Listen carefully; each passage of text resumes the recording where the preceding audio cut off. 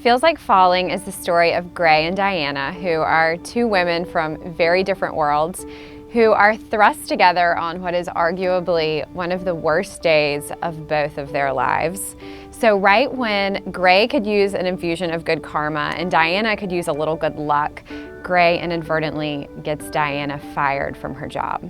So on the surface, these two women seem to have absolutely nothing in common, but in reality, they've both just broken up with their partners, they've both lost their mothers, albeit in very different ways, and neither of them know it, but they're also both about to get a really great love story that will define their lives. Feels Like Falling started in a really simple, kind of silly way. I was at a local drugstore trying to pick up some photographs, and the woman behind the counter said she couldn't give them to me because I didn't have a release signed from the photographer.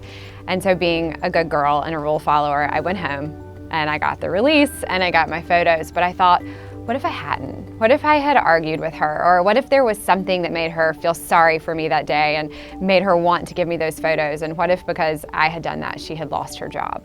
And so I was walking out of the store thinking about all of these what if scenarios, and I thought, what if I wrote these two women that met in this really strange and extraordinary kind of way, and they ended up becoming really good friends and helping each other move into what I like to call happily ever after, the sequel. I think for me, this has been a year, or really several years, where I've started to realize that female friendship comes in a lot of different varieties, and it's so much fun to be friends with people that sometimes surprise us. And for Gray and Diana, this is not a friendship that either of them were really looking for. You know, introduce yourself to that person that you might not necessarily think you'd be friends with. You never know where it could lead.